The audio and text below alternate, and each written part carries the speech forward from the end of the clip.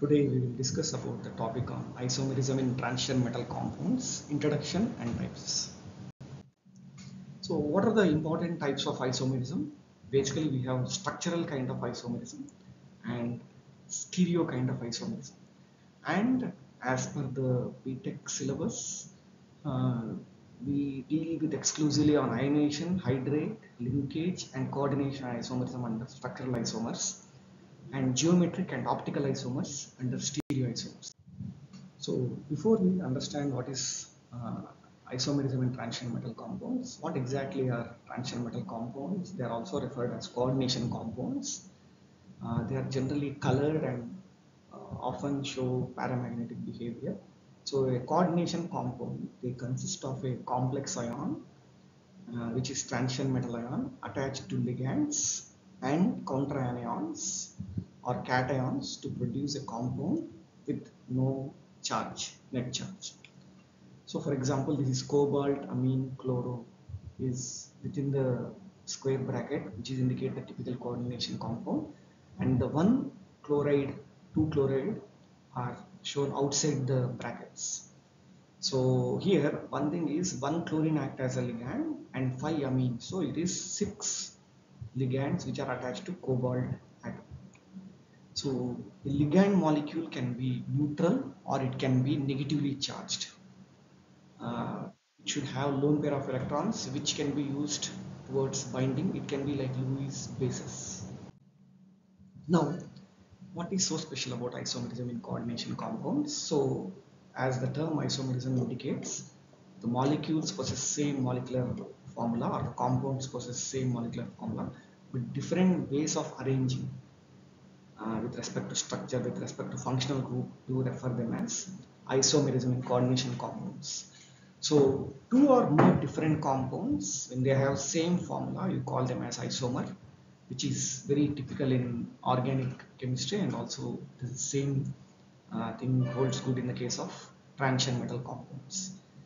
Isomerism generally arises because of spatial, how they reorient the molecular geometry and the molecular positioning with respect to the ligands. Uh, we the term or the emergence of isomerism takes place. So there are several kinds of isomers because of the covalency in metal ligand bonds. But compared to organic chemistry, we have very few inorganic compounds which exhibit isomerism. So what essentially is ionization isomerism? So the name itself says they will be having same molecular formula but different ions in the solution because of interchanging the ligand with respect to central metal atom. Okay, that associated with the complex we call it as ionization. For example, here cobalt, amine, bromine, bromo compound with sulfate as which is outside the coordination complex, whereas bromide here outside the coordination complex. So these two, the molecule formula is same, but arrangement, one sulfate is inside, one bromide is outside. So what happens, how do can we identify here is, when this compound, it gives white precipitate when we take barium chloride, because barium sulfate is formed, whereas this doesn't give.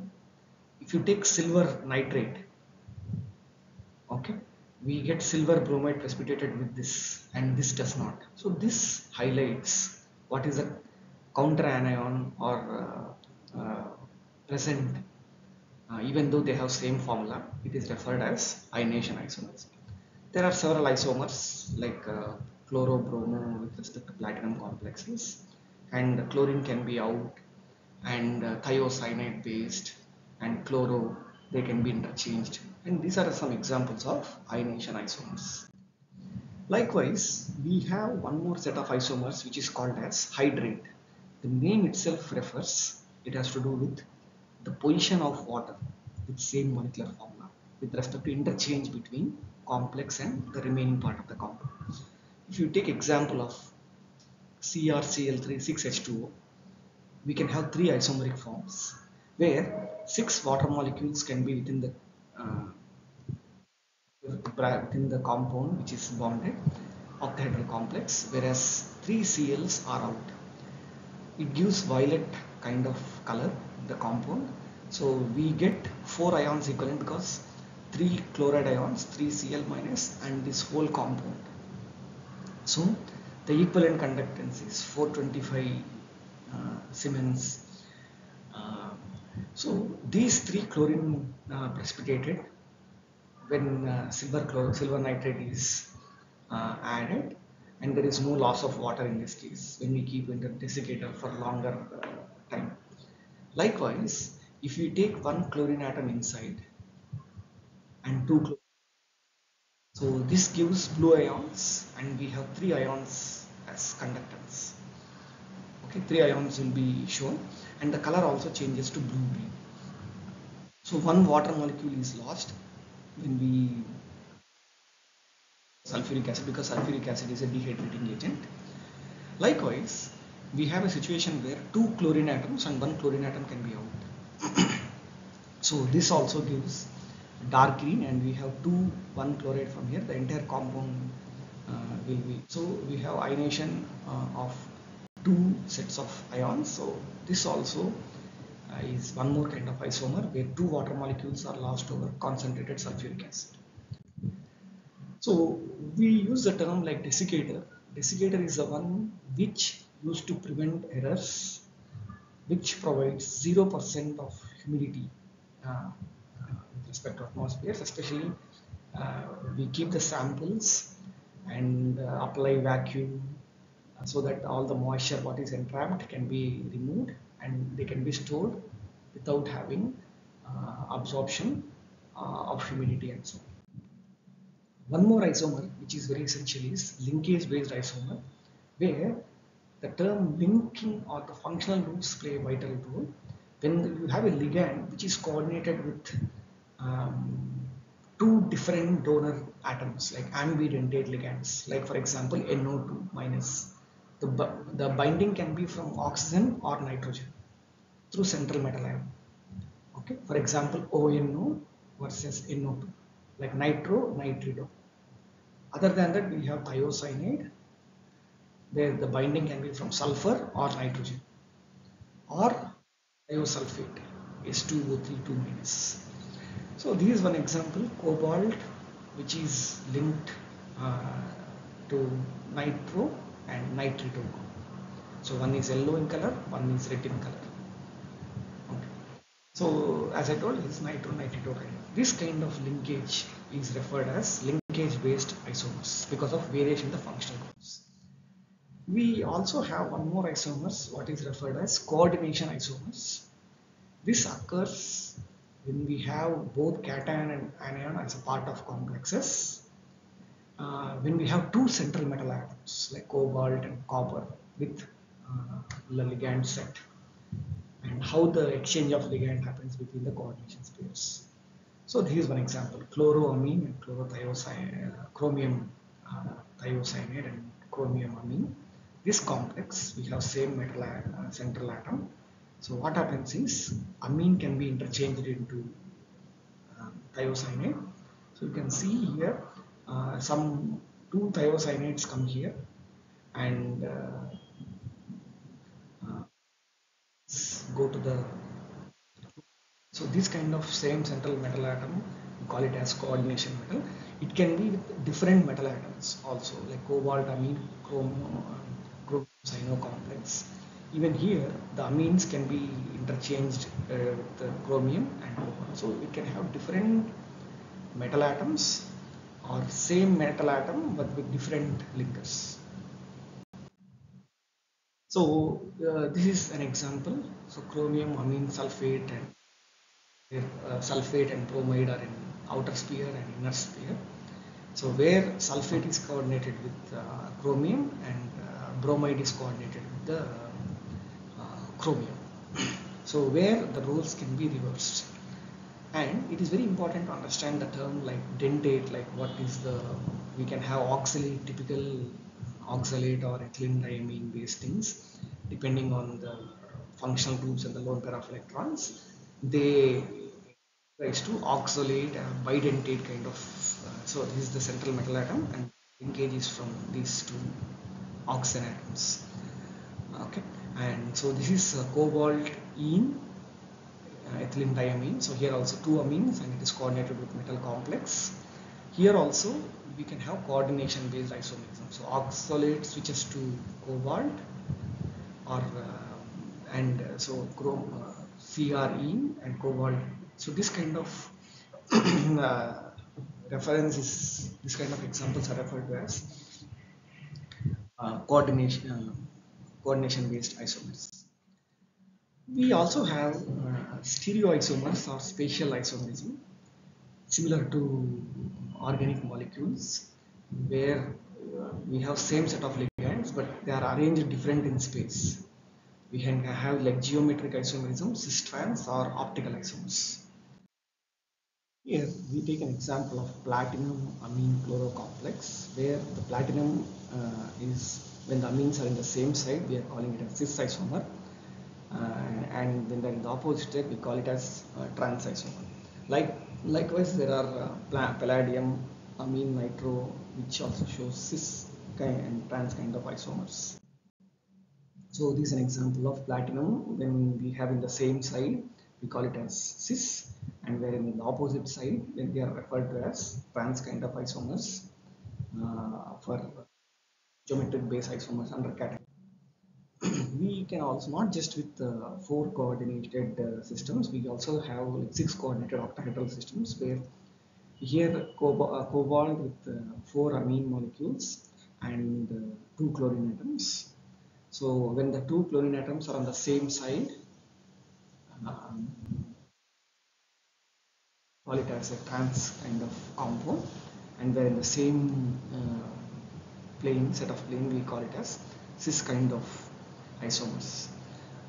So this is the difference. So you can see this is a trans arrangement and this is a cis arrangement, and each depending on the cis or trans, the properties also will be changed. For example, the trans isomer is green color and the cis isomer is violet in color. Not just geometric cis and trans isomers, we also have optical isomers where we see like mirror images.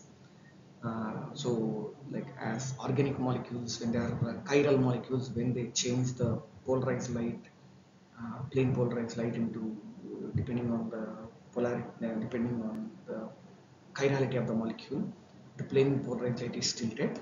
Similarly, in transition metal compounds, we have optical isomers, especially the changing of plane polarized light.